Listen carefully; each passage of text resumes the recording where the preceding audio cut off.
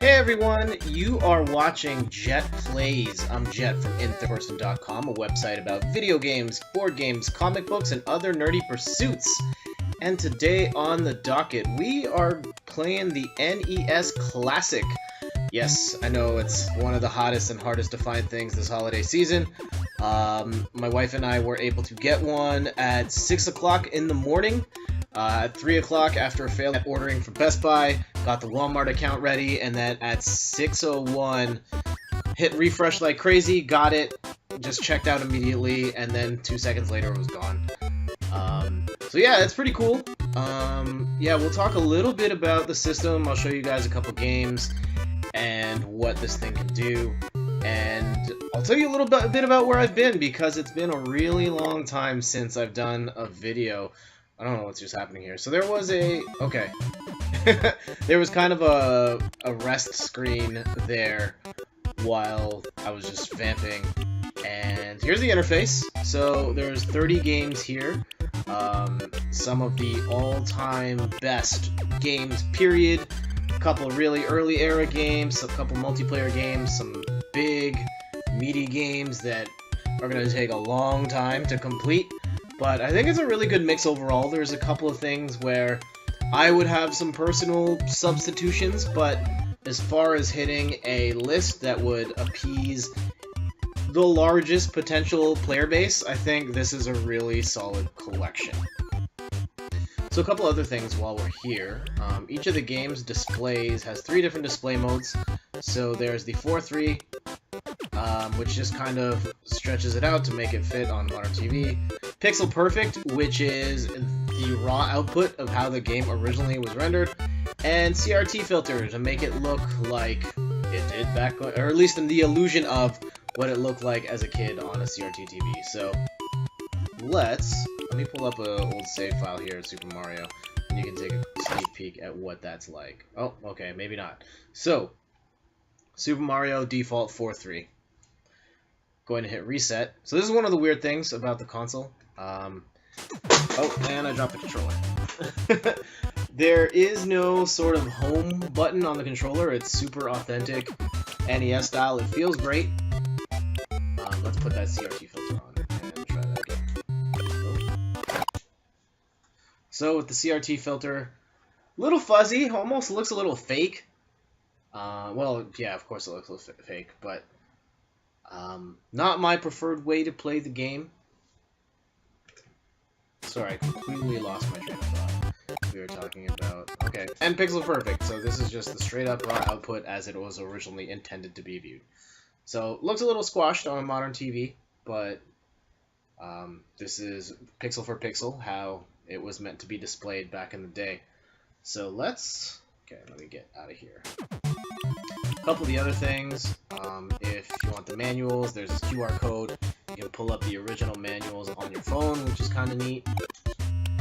And let's go pick a game, and then we can talk about the NES Classic, pros, cons, all that. Okay, let's go with... There's one I had in mind. Where is it? Super C. Contra, one of my all-time favorite games. Super C I've hardly ever played. I was only around it a handful of times. I never got much farther than the first level. Well, the second level. Don't know anything about the game after that. So let's go through this a little bit, show you guys what's up, and we can talk about NES Classic. Hardware. I guess let's start there. And even though you can't see it, so I'll try and make it short. The box is tiny. It's about not much bigger than an Apple TV, and it's actually lighter than an Apple TV. But it looks really cute. I love they got the styling on it to make it look very much like the old system. Of course, the obvious difference is you can't flip over the top, put a cartridge in, and the controller ports are a little different. They're actually the same ports as what's on the bottom of a Wii controller, and it's the same kind of port you plug a nunchuck in, or a classic controller. So there's that. It's HDMI, so it looks gorgeous. I mean, it's not gonna like add new graphics or anything, but as you can see here, like really clean feed of the original games here. What else do I like about it? The controller, it feels like a classic NES controller. I have NES here on the shelf, and yeah, it feels, and the controller feels pretty good. The only problem with it, and I kind of get why they did it, you've probably heard the controller cord is really short, 2.5 feet long, and to a certain extent, I get it. They wanted the system to be authentic, and in order to do that, you don't get any sort of menu or home button to get you back to the menu of games, and because of that, the only way you can actually get back to the main menu is by hitting reset. In order to hit reset, you have to be close to the system. And therefore, they're able to at least somewhat justify the really short cable. Personally, I would have preferred the long cable, but you can buy extensions, they're not that expensive if you want to. Right now I'm playing at a desk, so the controller cable length is not a problem at all, but like when Steph and I are playing in the living room, it's terrible. We have the box stretched out to the coffee table, and... hold on. Oh no, too much. Stretched out to the coffee table, and we're just hunched over trying to play, and it hurts. So if you're looking to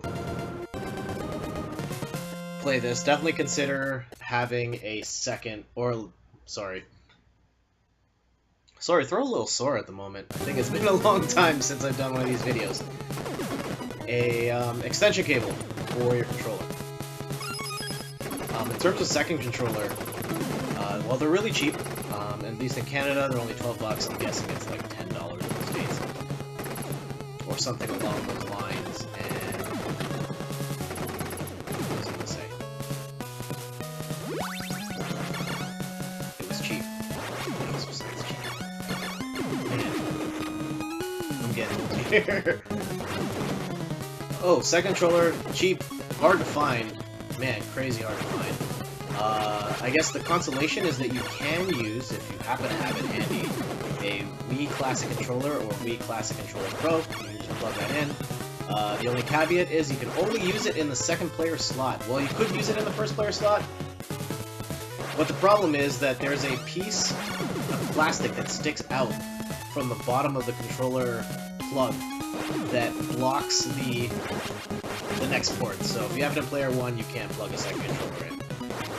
Kind of a clumsy design gaffe, but second player, it's fine. So that's what we're using right now. I would like to get a second regular controller, though, for authenticity's sake. Right. Other than that, the emulation is awesome. Really good set of games, and it's a really good price. If you were to buy all these games on Virtual Console separately, which I don't think they are, it would cost more. And so good value, 30 games. Oh, the other thing is, if you're expecting the ability to expand your library by downloading or purchasing new games DLC, no. We're not going to get any of that. This is a one-time thing. Buy it, and you get what you get, and that's it. If you're going to get more games, they would probably sell you an NES Classic 2 before they give you DLC out of the box. And I get it. They do that because the audience for this is not the super hardcore gamer. It's casual gamers who played the NES as a kid. Oh, awesome. Oh, man. Okay, we're going to try this one more time. Actually, no. Let's just get out of here. Try something else. Casual gamers that say, "Oh man, I love these NES games," and would just go to the store and buy it because the price is cheap and you're not paying extra for the Wi-Fi capability to download all that stuff. I get it. Let's play. Yeah, let's do some Double Dragon. When we got this a couple of nights ago, Steph and I were playing together, and the one game that resonated with her was actually Double Dragon. I was a little surprised by that. But she enjoyed it. Just being able to punch and kick, it was really easy to grasp what you're supposed to do. And this is one of my favorite games growing up. I know it has not aged particularly well, but we still had a lot of fun playing through it just the other night. Ooh, jeez. Still haven't beaten it. This game is crazy hard, as are a lot of games from this era. Very unfair in a lot of spots, too. Boom.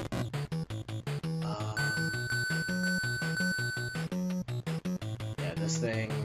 I know Nintendo's claimed that there will be more supply coming in the coming weeks if you've got plans to get this for someone as a Christmas present. Fingers crossed that you are able to score one, and Nintendo's able to supply it. Feed the demand. It's been super... Ooh, jeez. I know a lot of people are looking for it, and we're fortunate to get one here, but... Yeah, fingers crossed for you. If you're looking for it. It's pretty neat. If you are in the market for this kind of thing.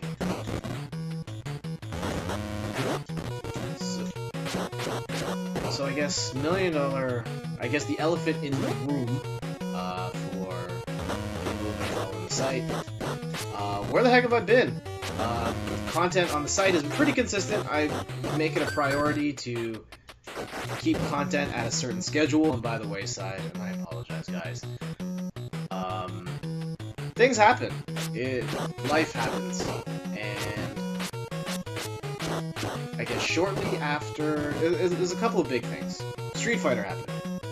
Now, normally, like, when I'm playing a lot of Street Fighter, and I played a ton of Street Fighter 4, I wrote a lot of content about Street Fighter 4, and when I first got the capture card, I was making a lot of Street Fighter 4 videos. Haven't been doing that so much, because at the time when the video stuff dried up, I participated in the Cineplex Canadian Street Fighter V Championships. So Cineplex is the biggest movie theater chain. They've started getting into esports, and their second ever tournament was Street Fighter V. I participated in it. I won an online tournament, and then I won the regional championships in Kingston, which is a couple 100 kilometers away. I drove out, we made it a weekend trip, and I won. And from there, I was like, oh my goodness, I'm going to compete in the Street Fighter National Championships as a finalist with the 31 other best players in the country. And things got really serious from there. I was putting in a ton of time, or as much time as I could, to try and get better at the game, because I did not want to embarrass myself. Let's be honest here. My odds of winning this thing were slim to none. I knew that, even all the training I put in, because I know I'm really good. Oh, what was I gonna do? I know I'm really good, but I'm not the best, and that's fine. I was gonna do the best I can, and hopefully not embarrass myself in front of the world, and I don't think I did. I finished 17th, so I thought that was a pretty good showing, and I'll gladly take that. And then, so Street Fighter ends. What happens after? Well, then Steph and I got married. Yeah, after we've been together for over 8 years. We were engaged for almost 2, and it worked out so that the championships for Street Fighter were 2 weeks before the wedding. So, oh man, that's no good.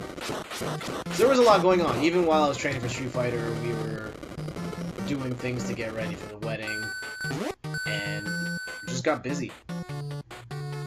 So Steph and I get married. It's awesome, wonderful ceremony. Steph and I are still together and madly in love. And we go on our honeymoon, come back, and I'm playing a little more Street Fighter because there's a tournament series, the Red Bull. We're doing monthly tournaments, and I was training for that because I might as well keep this train rolling. I'm having the best run of Street Fighter in my life. I've got to keep this up, right? Uh-oh. Oh, these guys are such jerks. And then Pokemon Go comes out, and Pokemon Go completely destroyed my life. I love that game so much. I love how it incentivizes you to go out and explore the world, and I saw so much of the city, and there were so many things about the city of Toronto and the people that live in it that were under my nose the whole time that I wouldn't have paid attention to or just glanced at. And because of the game, I got to see, so it was awesome. Of course, that doesn't necessarily make for a great video on the site. I don't have the equipment to make that work, or at least record my screen and record myself on the go. And I guess now would be a little too late.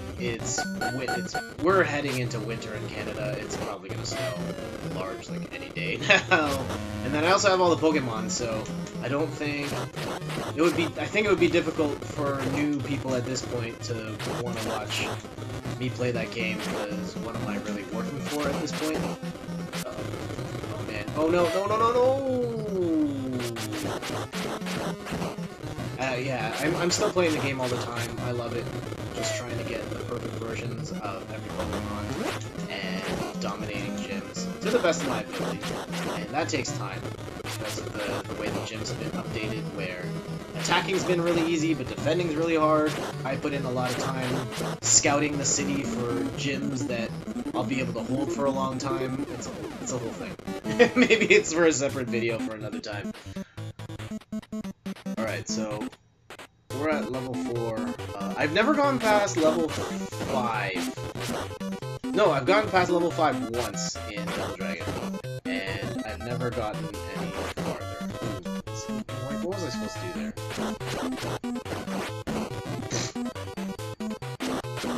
I still can't do anything about that.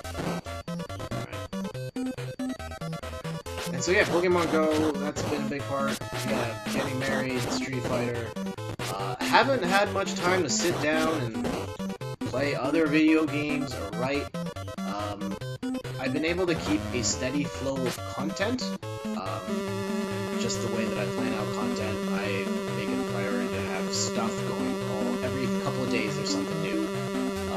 But admittedly, the content pipeline is a little thin at the moment. I'm going to have to put in some extra time and effort filling that out with stuff like this video. And I'm working on a big feature right now that you're going to see in this guy looks like Arnold Schwarzenegger. That's the first thing I think of every time I see this guy.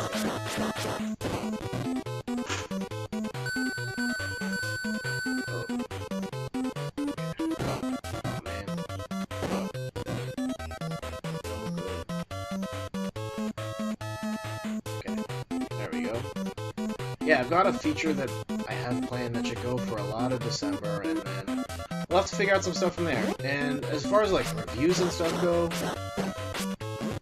like yeah, I played Street Fighter, I played Fire Emblem, and that was really good. But then other stuff like Uncharted 4, that was one that fell by the wayside because of Street Fighter. I have it. I played up to chapter 7 or 8 and just haven't gotten back to finish it. And to be fair, I also haven't felt all that compelled. Like, it looked gorgeous. It just played very deja vu. Oh, geez. And maybe at some point I will play that to completion. Maybe during the holidays I'll have more time. Other things. Overwatch is the game. I actually played a bunch of Overwatch. I enjoy that game. Overwatch is one, I enjoy that a lot. I guess I should make a video for that at the very least if I'm not going to review that. Well, I probably should write a review at some point. There, I've started XCOM 2. That was one I played. Review for that on the site inthirdperson.com. And I've started playing Gears of War. And I'm towards the end of Act 1. And I should play it. Maybe that's for the next video while all this stuff is set up here. I'm still Act 1, not very far in it, but man, that game is kind of boring at the moment. Really disappointed in it so far. I hope it gets better, but so far I think the big thing is, two big things. One, the campaign feels way too much like regular Gears of War. Like I've seen this movie at least 4 times before. first 2 times are great, the 4th one, not very good at all. The Gears of War Jug is terrible. And this new one, like, it looks pretty, and I see there's a couple of things that they've done to change it, but, like, not big enough that it makes the game feel different at all. So far, that's kind of a disappointment.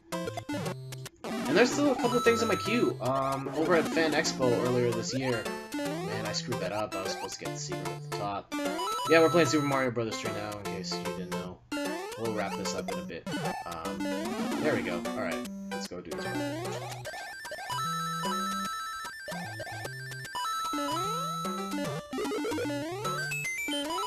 What was I gonna say? I totally forgot. What were we talking about again? Damn. It was about video games, it was Overwatch, Gears of War. Oh yeah, the big thing. So, it feels too much more the same. And I guess the big change is that the bad guys so far, I don't know if this is spoilers, but they're robots and they're not fun at all to fight against. They are super boring.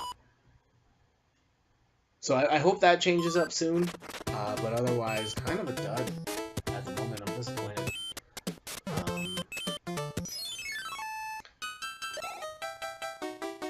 Yeah, so that's kind of been where I'm at. Let's go talk about some more this NES Classic before we wrap up this video.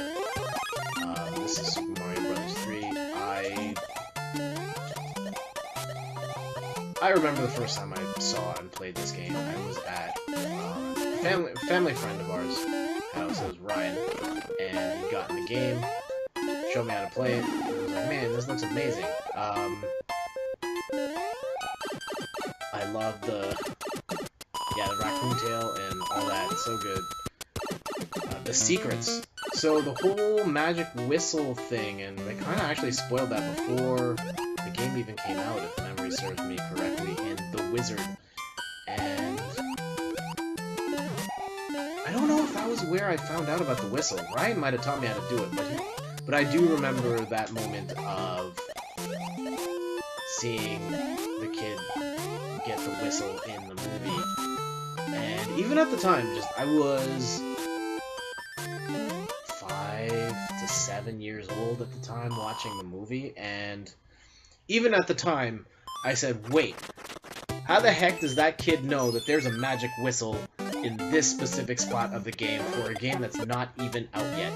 And like, even within the context of the movie, the game was not out yet this kid knew the biggest secret of the game. That part drove me nuts. Let's see if I can... Let's go get one whistle and then we'll call it a day.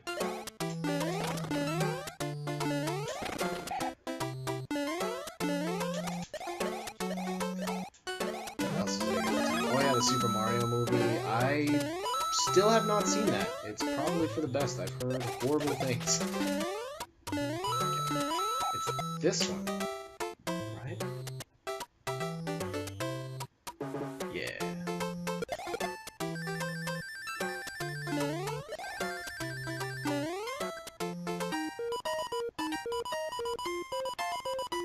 Alright, we got that whistle. Still got it. Oh, how do I... There we go. Awesome. So let's wrap it up here. Thank you so much for watching.